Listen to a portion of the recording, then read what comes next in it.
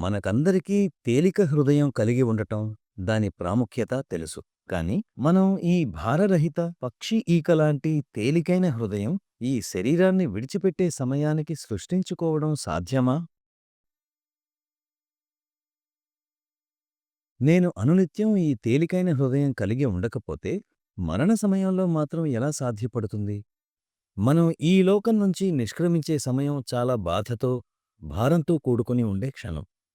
మీరు మీ ప్రియతములను, పిల్లలను, మనుమలను నాది అని అనుకున్న ప్రతి ఒక్కటీ వదిలి వెళ్ళాల్సిన సమయం.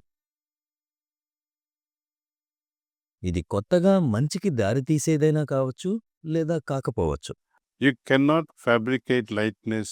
ఈ లోకం విడిచి వేరే లోకంలోకి జారుకునే సమయంలో మీ హృదయంలో తేలికదనాన్ని చిటికెలో మీరు సాధించలేరు. The revelation that came to us was this.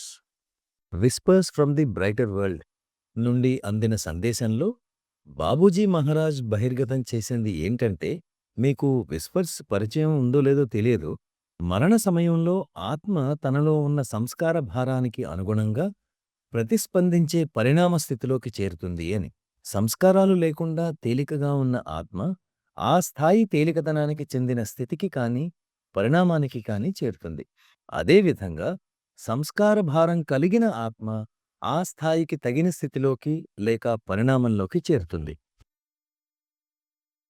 Nobody comes to pick you up and take you to that dimension.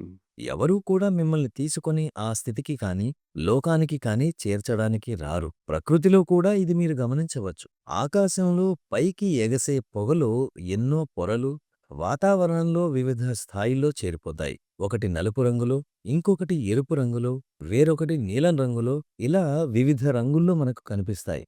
ఎందుకంటే ఆ కాలుష్య వ్యర్థాలు వాటి సాంద్రతకు చెందిన స్థాయిలో స్థిరపడతాయి. The soul also, when it departs and enters some dimension, ఆత్మ కూడా శరీరాన్ని విడిచిపెట్టినప్పుడు తన స్థాయికి సరితూగే స్థితిలోకి వెళుతుంది. ఇది చాలా సహజంగా జరిగే విషయం. మీ మరణ సమయంలో ఏ దేవదూత మిమ్మల్ని తీసుకుపోవడానికి రారు.